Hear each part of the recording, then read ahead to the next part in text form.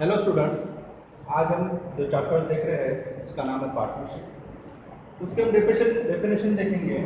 The Indian partnership act 1932 के अंतर्गत हमको डेफिनेशन दी गई है पार्टनरशिप के अंतर्गत। तो डेफिनेशन हम देखेंगे।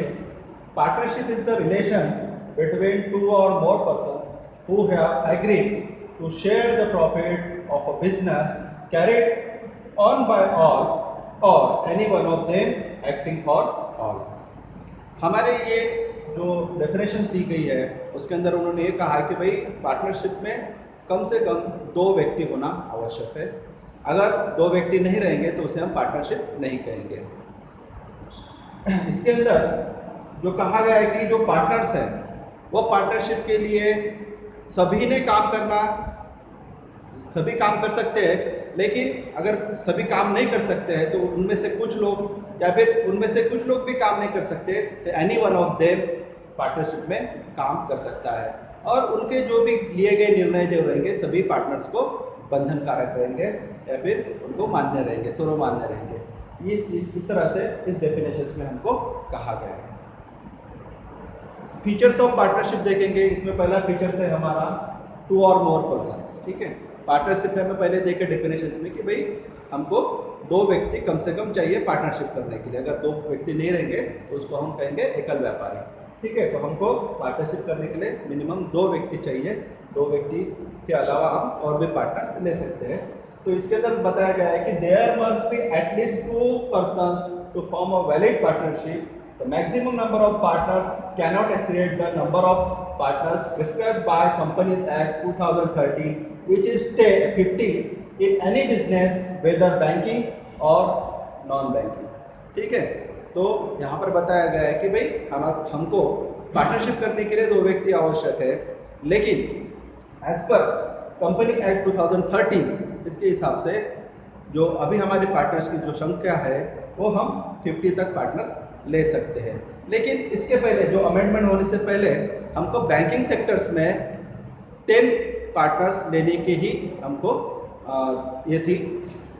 तो हमने इसके पहले देखा कि हम बैंकिंग सेक्टर्स में 10 पार्टनर्स ले सकते थे, लेकिन अमेंडमेंट हुआ 2013 में और उसके अंदर हमको 50 पार्टनर्स, बैंकिंग में भी हम 50 पार्टनर्स ले सकते हैं।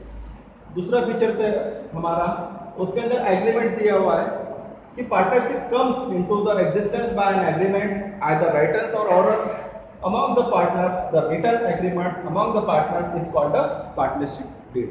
जो भी पार्टनर्स होते हैं उसके अंदर एक एग्रीमेंट्स होना चाहिए कि भाई किस तरह से पार्टनरशिप रहेगी, क्या क्या चीज़ें होनी चाहिए, उसके अंदर इन्वेस्टमेंट कितनी होनी चाहिए, रेशियो कितना होगा प्रॉफिट का, ये सब चीज़ें जो है वो एग्री होना चाहिए। उस एग्री करने के लिए हमको पार्टनरशिप डीड बनानी पड़ती है।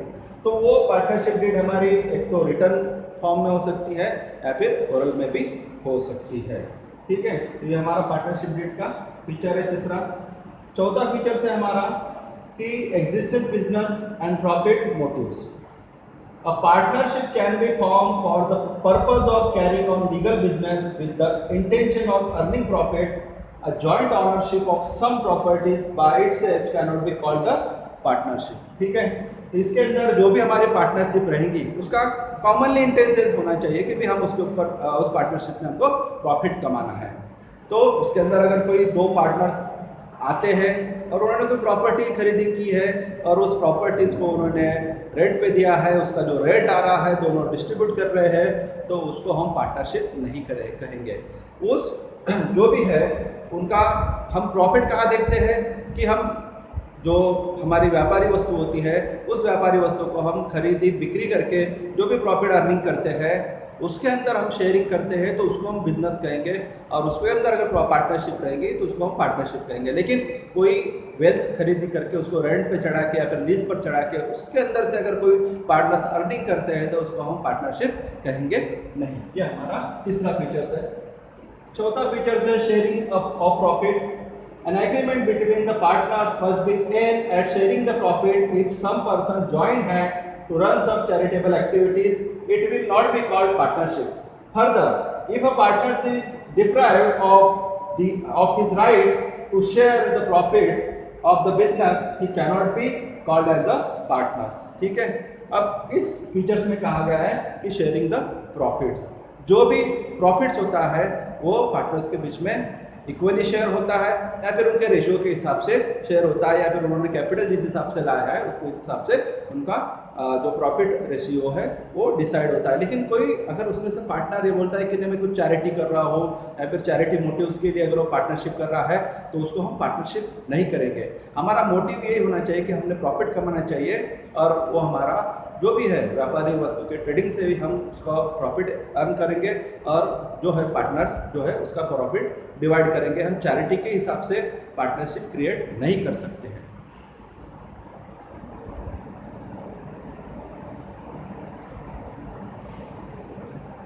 उसके बाद में पांचवा फीचर से हमारा business carried on by all or any one of them acting for all. It means that each partners can participate in the conduct of business and each partners is bound by the act of other partners in the respect to the business of the firm। हमने definition में भी देखा है कि जो जितने भी partners है वो उस फर्म के लिए काम कर सकते हैं, उसमें से कुछ पार्टनर्स भी काम कर सकते हैं या फिर उन सभी पार्टनर्स के बिहाफ में कोई एक व्यक्ति या फिर जो रिप्रेजेंट कर रहा है उस बिजनेस को या फिर उसको उस हिसाब से अगर कुछ अथॉरिटी दी गई है तो वो अगर उस बिजनेस को संचालित करता है तो उसके अंदर उसने जो निर्णय लिए हैं वो सभी पार्टनर्स को बंधनकारक रहते हैं या फिर सर्वमान्य वो रहते हैं। इस तरह से इस पिक्चर में ये कहा गया है कि जो भी पार्टनर्स है वो हर एक पार्टनर्स के साथ बॉन्डिंग रहते हैं और बॉन्डिंग्स में क्या होता है कि जो भी निर्णय किसी पार्टनर से लिए होंगे तो वो सभी को मान्य रहते हैं। इसी तरह से एक व्यक्ति, एक पार्टनर्स या फिर कुछ पार्टनर्स या सभी पार्टनर्स इस पार्टनरशिप फर्म के अंदर वर्क कर सकते हैं।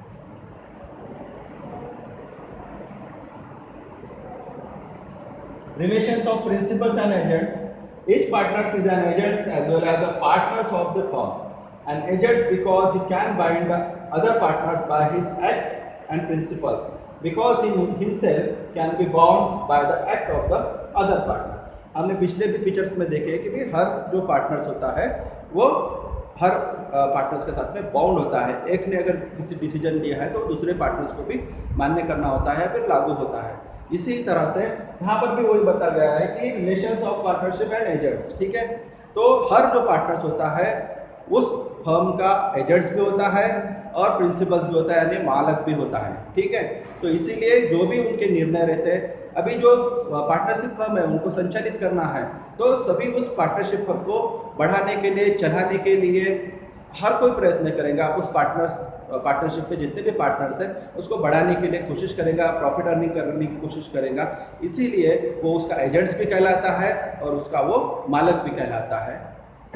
ये हमारा relations of principal and agents में कहा गया है।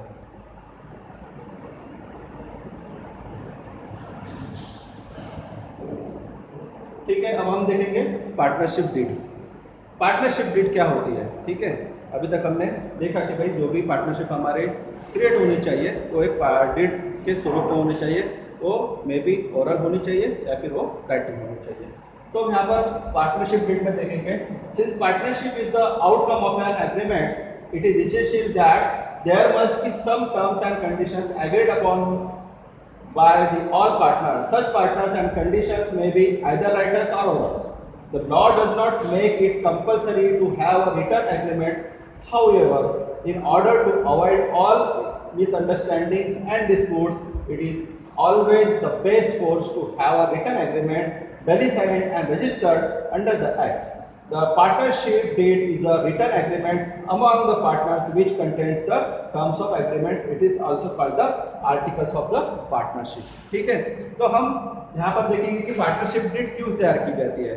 देखो, हमने पहले भी कहा है कि पार्टनरशिप डीड जो होती है वो ओरली हो सकती है या फिर राइटिंग में हो सकती है।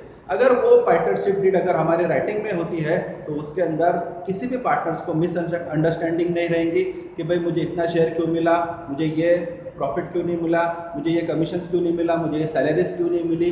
ये सब चीज़ें जो होती है वो अगर उनकी लीगल जो भी राइटिंग में अगर एग्रीमेंट्स होता है तो उसके अंदर उनकी मिसअंडरस्टैंडिंग कम होंगी और उनका डिस्प्यूट्स कम होगा। और अगर भविष्य में डिस्प्यूट होता भी है तो उनका जो राइटिंग एग्रीमेंट्स होगा डीड के अंदर, उसी हिसाब से उनको जो भी है वो न्याय मिलेगा।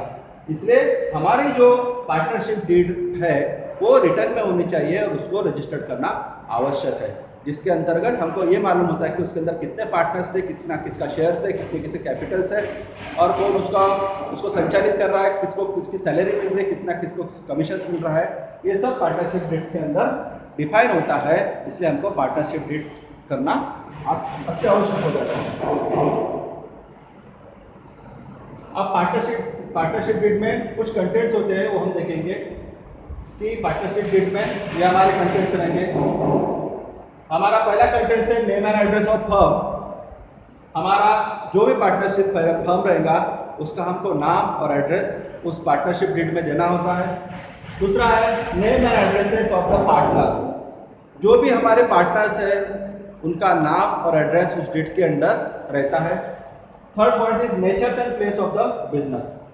उस पार्टनरशिप बिजनेस का नेचर किस तरह से होगा, वो ट्रेडिंग होगा, वो मैन्युफैक्चरिंग होगा, या फिर जो भी है जिस हिसाब से भी वो नेचर रहेगा उसका, तो उस हिसाब से उसके अंदर वो बिजनेस के अंदर उसका नेचर डीड के अंदर हमको देना पड़ता है।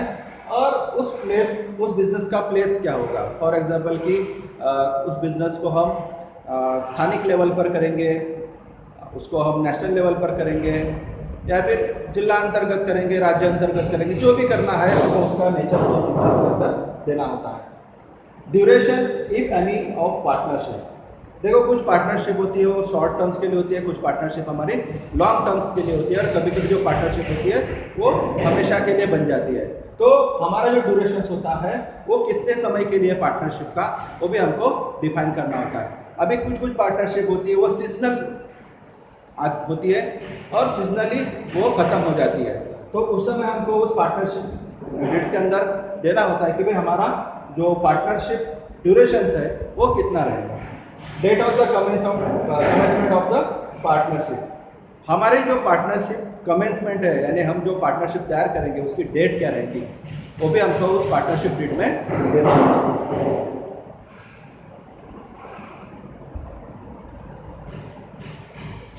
अब देखेंगे और पॉइंट्स पार्टनरशिप डीड के, उसके अंदर हमारा capital contribution by each partner.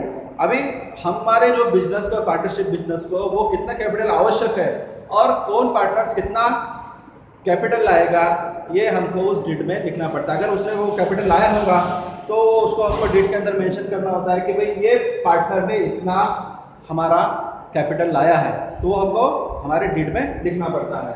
Then interest on capital. अगर जिस भी पार्टनर्स ने जितना कैपिटल लाया है उसके ऊपर हमको इंटरेस्ट लेना है या नहीं लेना है, ये हमको डिसाइड करना है, और लेना है तो कितना इंटरेस्ट लेना है ये भी हमको इस डीड के अंदर डिफाइन करना होता है। Then drawings and interest on the drawings.